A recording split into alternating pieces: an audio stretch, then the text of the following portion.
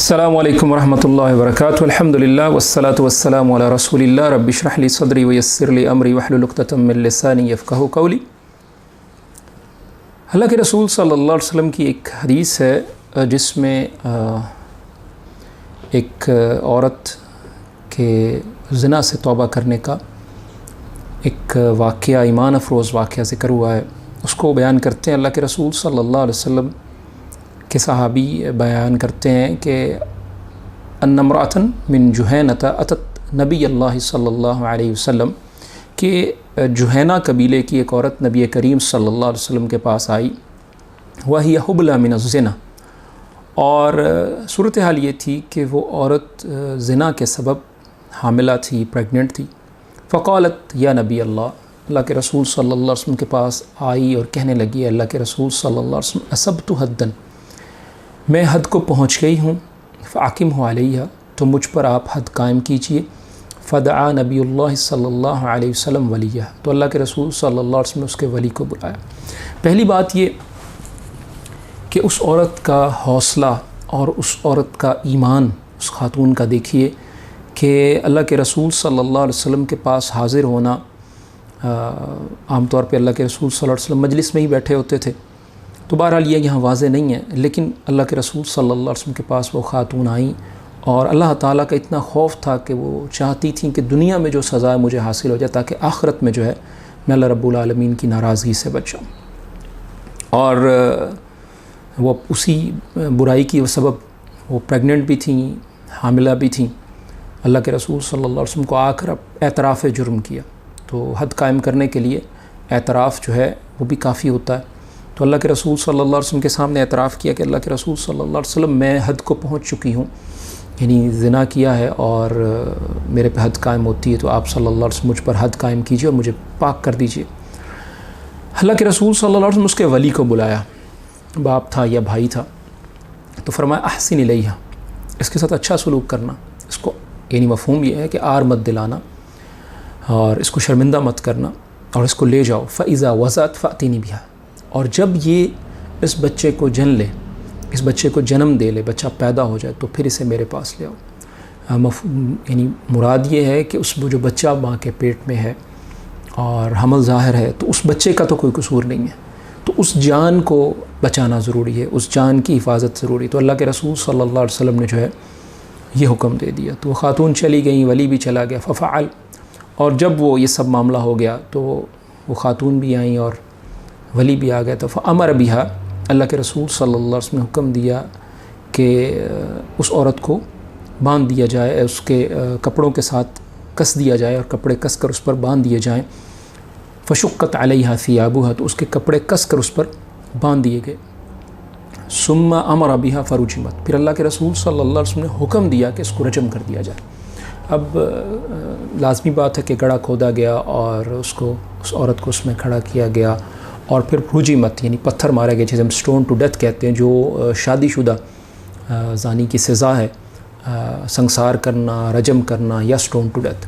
تو یہ اللہ کے رسول صلی اللہ علیہ وسلم کے حکم سے یہ سزا نافذ ہوئی. ثم صلی علیہ، پھر اللہ کے رسول صلی اللہ علیہ وسلم نے اس سزا کے بعد ظاہر ہے وہ عورت جو ہے اس سزا کے نتیجے میں اللہ تعالیٰ کی راہ میں اس کی جان چلی گئی، یعنی اللہ تعالیٰ کی سزا اس پر نافذ کی گئی تو وہ جان ہار گئی. تو ثم صلی علیہ، اللہ کے رسول صلی اللہ علیہ وسلم نے اس پر نماز جنازہ پڑھی.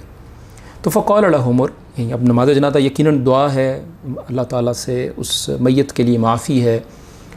تو عمر رضی اللہ عنہ نے اللہ کے رسول صلی اللہ علیہ وسلم سے سوال کیا، تصلی علیہ یا نبی اللہ، اللہ کے رسول صلی اللہ علیہ وسلم آپ اس عورت پر نماز جنازہ پڑھتے ہیں وقت زنت، اور اس نے زنا کیا ہے. فقال، اللہ کے رسول صلی اللہ علیہ وسلم نے فرمایا، لقد تابت توبہ، لقد تابت توبہ لو قسمت بین 70 من اہل المدینہ لوسعتهم، کہ اس عورت نے ایسی توبہ کی ہے کہ اگر اہل مدینہ کے 70 لوگوں پر یہ توبہ تقسیم کی جائے تو ان کے لیے کافی ہو جائے. تو یہ بات بھی سمجھ میں آئی کہ اگر کوئی شخص کسی گناہ کا مرتکب ہو گیا ہے تو وہ یہ نہیں ہے کہ اللہ تعالیٰ کی رحمت کا مستحق نہیں رہا. تو اللہ کے رسول صلی اللہ علیہ وسلم نے اس جرم کے مرتکب خاتون کو سزا دی اور پھر اس کے لیے دعا بھی کی. تو ایسے شخص، ایسے کسی اس طرح کی کوتاہی ہو جائے تو اس کے لیے نماز جنازہ پڑھنے کا ثبوت بھی ملا. اور یہ بھی پتہ لگا کہ اللہ تعالیٰ نے لقتاب توبہ، اس نے توبہ ایسی کی ہے کہ جو الفاظ اللہ کے رسول صلی اللہ علیہ وسلم کے بیان کریں کہ اللہ تعالیٰ کے یہاں مقبول ہے، اور اتنی مقبول ہے اللہ تعالیٰ کے یہاں اتنی پسندیدہ کہ اگر اس توبہ کی کیفیت اور حالت کو دیکھا جائے کہ کیسے اس عورت نے عظیمت کو اختیار کیا اور کیسے تمام لوگوں کے سامنے اپنے جرم کا اعتراف کیا اور کیسے اتنی بڑی سزا جو پتھروں سے مارے جانے کی سزا تھی اس کو قبول کیا، تو یہ اس کے ایمان پر دلالت کرتی ہے کہ غلطی بشری تقاضے کے تحت ہو گئی، لیکن ایمان اتنا قوی تھا کہ اللہ تعالیٰ کے ناراضگی کو برداشت نہیں کر سکتی تھی، فیس نہیں کر سکتی تھی، دنیا میں سزا برداشت کرنا مناسب خیال کیا.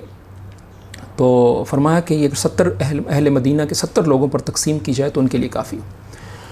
پھر فرمایا اللہ کے رسول صلی اللہ علیہ وسلم نے وَهَلْ وَجَدْتَ تَوْبَةَ أَفْضَلَ مِنْ أَنْ جَادَتْ بِنَفْسِهَا لِلَّهِ تعالیٰ، کہ اس سے بہتر توبہ کوئی ہو سکتی ہے کہ اس نے اپنی جانی اللہ کے راستے میں دے دی. دیکھیں ہم لوگ توبہ کرتے ہیں تو چند الفاظ کہنے ہوتے ہیں، اللہ تعالیٰ مجھے معاف کر دے، اس گناہ کو چھوڑنا ہوتا ہے، چند آنسو بہانے ہوتے ہیں، ایک اعتراف کرنا ہوتا ہے، ندامت کا اظہار ہے، گناہ کو چھوڑنا، یعنی جو توبہ سے متعلق چیزیں ہیں. تو اس جو توبہ اس خاتون نے کی اس کے مقابلے میں یہ تو بہت معمولی ہے کہ انسان جو ہے چند کلمات کہہ دے، تو اس نے اپنا خون اللہ کے راستے میں دے دیا، اپنی جان اللہ تعالیٰ کے راستے میں دے دی، اور اپنے آپ کو اللہ تعالیٰ کے راستے میں پیش کر دیا کہ اللہ تعالیٰ میں اس توبہ کے لیے اور اس گناہ سے پاک ہونے کے لیے اپنی جان آپ کے حکم کے مطابق جو ہے سپرد کرتی ہوں. تو اس سے بڑی توبہ ہو سکتی ہے، اللہ کے رسول صلی اللہ علیہ وسلم فرمایا کہ اس سے افضل توبہ ہو سکتی ہے، اس سے بڑھ کر توبہ ہو سکتی ہے. تو یہ بڑا عظیم واقعہ ہے توبہ کا، اور یہ حدیث صحیح مسلم میں 1696 مختصر نمبرنگ کے مطابق اور مفصل نمبرنگ کے مطابق 4433 4433.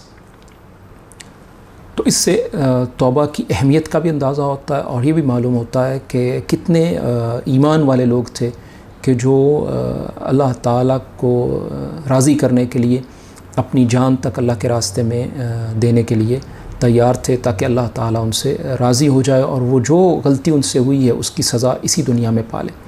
اللہ رب العالمین مجھے اور آپ کو توبہ کی توفیق عطا فرمائیں، قرآن کی سمجھ دیں، اور اللہ کے رسول صلی اللہ علیہ وسلم کی فرامین کی سمجھ دیں اور اس پر عمل کی توفیق عطا فرمائیں.